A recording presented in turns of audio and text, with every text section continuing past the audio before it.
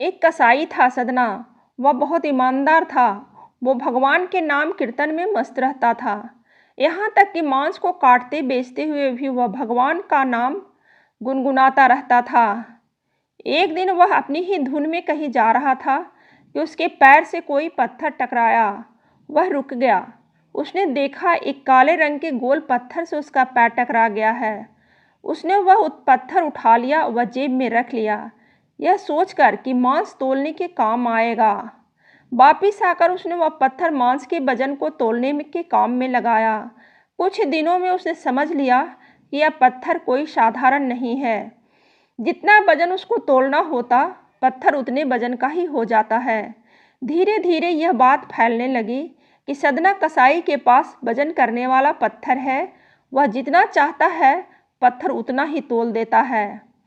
किसी को 1 किलो मांस लेना होता तो तराजू में उस पत्थर को एक तरफ डालने पर दूसरी ओर 1 किलो का मांस ही तुलता। अगर किसी को 2 किलो चाहिए तो वह पत्थर 2 किलो के भार के जितना भारी हो जाता।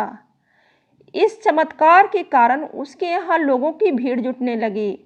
भीड़ जुटने के साथ ही सदना की दुकान की बिक्री बढ़ गई। बात एक शुद्ध ब्राह्मण तक भी पहुंची। हालांकि वह कोई अशुद्ध जगह पर नहीं जाना चाहते थे।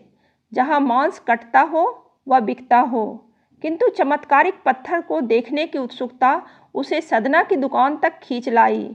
दूर से खड़ा वह सदना कसाई की मीट तोलते देखने लगा। उसने देखा कि कैसे वह पत्थर हर प्रकार के वजन को बराबर तोल रहा था। ध्यान से देखने पर उसके शरीर के रोए खड़े हो गए। भीड़ छटने के बाद ब्राह्मण सदना कसाई के पास गया। ब्राह्मण को अपनी दुकान में आया देखकर सदना कसाई प्रसन्न भी हुआ और आश्चर्यचकित भी। बड़ी नम्रता से सदना ने ब्राह्मण को बैठने के लिए स्थान दिया और पूछा कि वह उनकी क्या सेवा कर सकता है।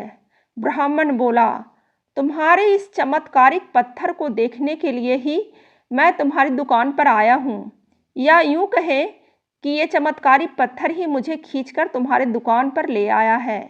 बातों ही बातों में उन्होंने सदना कसाई को बताया कि जिसे पत्थर समझकर वो मांस तोल रहा है, वास्तव में वो शालिग्राम जी हैं, जो कि भगवान का स्वरूप होता है। शालिग्राम जी को इस तरह गले कटे मांस के बीच में रखना व उनसे मांस तोलना बहुत बड़ा पाप है। सदना बड़ी ही सरल प्रकृति का भक्त था। ब्राह्मण की बात सुनकर उसे लगा कि अनजाने में मैं तो बहुत पाप कर रहा हूँ। अनुनय विनय करके सदना ने वह शालिग्राम उन ब्राह्मण को दे दिया और कहा कि आप तो ब्राह्मण हैं, अतः आप ही इनकी सेवा परिचर्या करके इन्हें प्रसन्न करें। मेरे योग्य कुछ सेवा हो तो मुझे बताएं। ब्राह्मण उस शालिग्राम शिला को बहुत सम्मान से घर ले आए। घर आकर उन्होंने श्री शालिग्राम को स्नान कराया, पंचामृत से अभिषेक किया व पूजा अर्चना आरंभ कर दी। कुछ दिन ही बीते थे कि उन ब्राह्मण के स्वप्न में श्री शालिग्राम जी आए व कहा, हे ब्राह्मण, मैं तुम्हारी सेवाओं से प्रसन्न हूँ, किंतु तुम मुझे उसी कसाई के पास छोड़ आओ। स्वप्न में ही ब्राह्मण ने कारण पूछा तो उत्तर मिला कि तुम मेरी अर्चना पूजा करते हो, मुझे अच्छा लगता है, परंतु जो भक्त मेरे नाम का गुणगान कीर्तन करते रहते हैं उनको मैं अपने आप को भी बेच देता हूँ। सदना तुम्हारी तरह मेरा अर्चन नहीं करता है, परंतु वह हर समय मेरा नाम गुनगुनाता रहता है, जो कि मुझे बहुत अच्छा लगता है, इसलिए तो मैं उसके पास गया था। ब्राह्मण अगले दिन ही सदना कसाई के पास गया। वह उनको प्रणाम करके सारी बात बताई व श्री शालिग्राम जी को उन्हें सौंप दिया। ब्राह्मण की बात सुनकर सदना कसाई की आंखों में आंसू आ गए।